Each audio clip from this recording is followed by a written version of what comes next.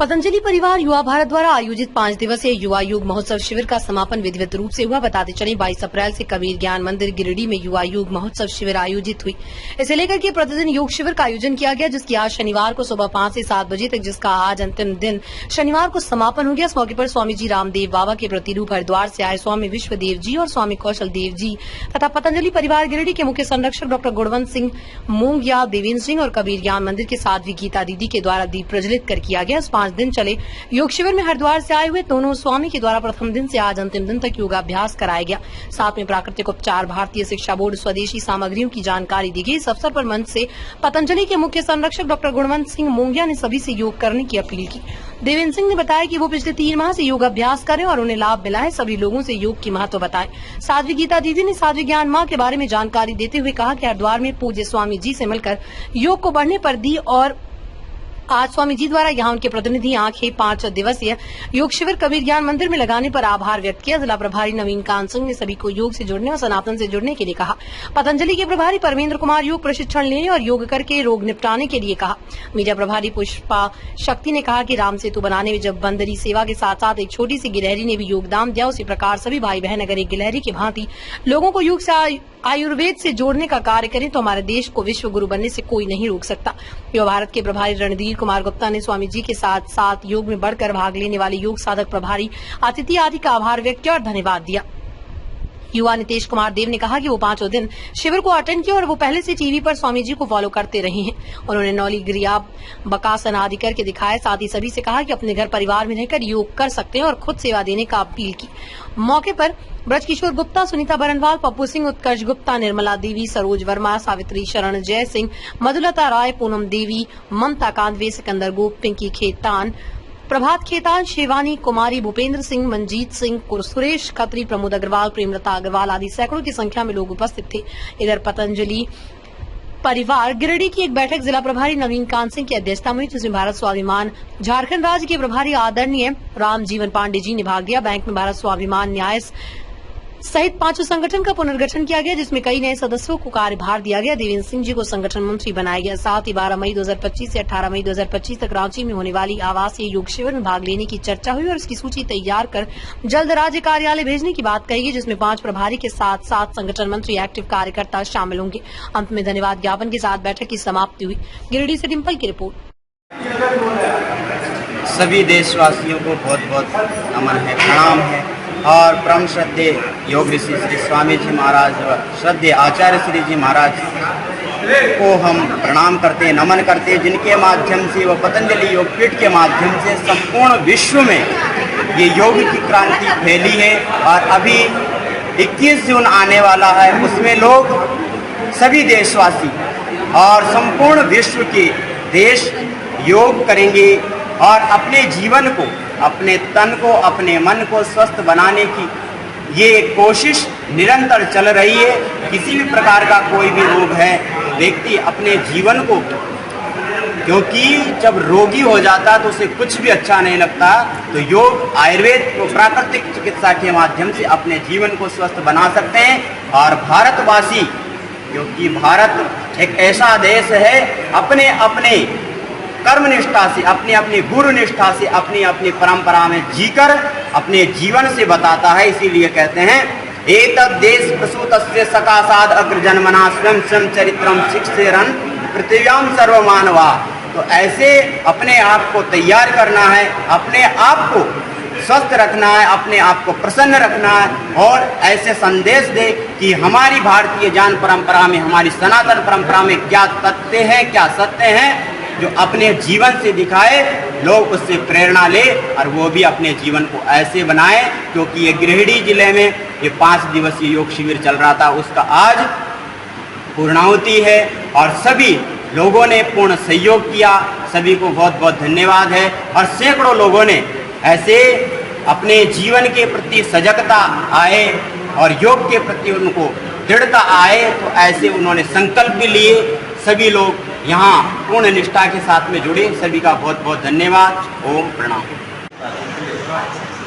सभी को ओम, गिरिडीह वासियों को सभी को नमन बंदन और सभी को आज गिरिडीह जिला में युवा योग महोत्सव का 5वां दिन योग का अंतिम सत्र है। योग बृहत रूप से सभी गिरिडीवासियों से निवेदन है कि आप प्रतिदिन खास करके युवाओं से कि आप योग करेंगे तो स्वस्थ रहेंगे। योग करने से अपने शारीरिक और मानसिक आध्यात्मिक तीनों तरह से आप स्वस्थ रख सकते हैं। इस कार्यक्रम में पतंजलि के सभी संगठनों का बहुत बहुत बढ़कर सहयोग रहा। इसलिए युवा लोग कहते हैं कि स्वस्थ हैं, धन और दौलत से लोग स्वस्थ नहीं हो जाते हैं। स्वस्थ की एक परिभाषा है समदोषः समअग्निश्च समधातु मलक्रिया प्रसन्न आत्मेन्द्रिय मनः स्वस्थ इत दीभियते। अगर हमारी समदोषः वात पित्त कफ तीनों अगर सम हैं तो हम समदोषः समअग्निश्च हमारा जठराग्नि स्वस्थ है। समअग्निश्च समधातु मलक्रिया मनुष्य के अंदर 7 धातु हैं रस रक्त मांस मेज मज्जा और वीर्य सभी स्वस्थ हो।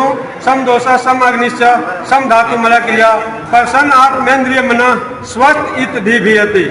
तब जाके क्या होता है, अंदर से आत्मा और मन प्रसन्न होता है। तब हम स्वस्थ की श्रेणी में आते हैं। लोग धन दौलत हो जाने से स्वस्थ नहीं हो जाएंगे। इस तरह से युवाओं से विशेष निवेदन है कि आप जुड़े और अपने आप को स्वस्थ रखने के लिए प्रतिदिन योग करें और अपने आप को स्वस्थ रखें। इन्हीं के साथ अपनी वाणी को विराम देता हूँ।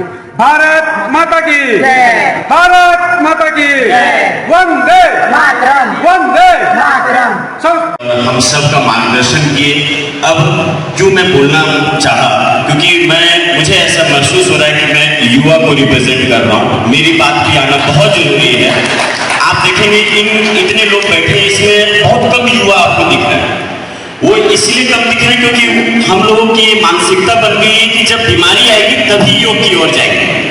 इस मानसिकता को बदलना बहुत जरूरी है। इसलिए हम युवा लोग को ज्यादा से ज्यादा योग के तरफ जुड़ना बहुत जरूरी है, ताकि होता ना prevention is better than cure. अगर हम अपने युवा स्थिति में ही अगर योग से जुड़ जाएंगे तो हमें कभी बीमारी आएगा ही नहीं। और अगर भारत हमारे देश को और बड़े और ऊंचा लेके जाना है तो उसमें सबसे बड़ा योगदान युवा का ही। अगर युवा स्वस्थ रहेगा तो हमारा देश अपने आप ऊपर चलता जाएगा। आज एक बहुत बड़ा उदाहरण है, आप देखिए गुणवंत जी इतने बड़े बिजनेसमैन हैं, आप उनको बहुत ज्यादा सार्वजनिक स्थल पर बहुत ज्यादा नहीं देखते होंगे, लेकिन क्योंकि ये स्वास्थ्य का चीज है, शरीर से रिलेटेड है, तो वो और आप सब बराबर थे। मतलब शरीर की बात जब आएगी तो पैसा कोई काम नहीं करता है। जब आपके शरीर पे मुसीबत आएगी तो कोई पैसा आपको बचा नहीं पाएगा।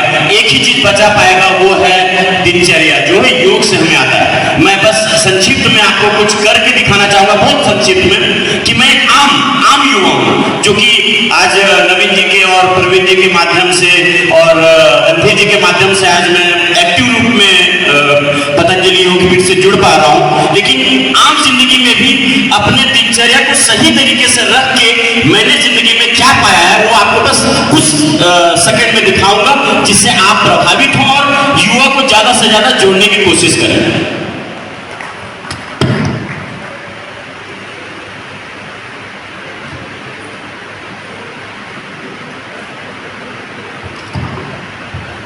मैं कोई साधु नहीं हूँ, मैं एक शादीशुदा जिंदगी जी रहा हूँ। आप हमारे शरीर को देखें, कहीं मतलब 10% से कम फैट है।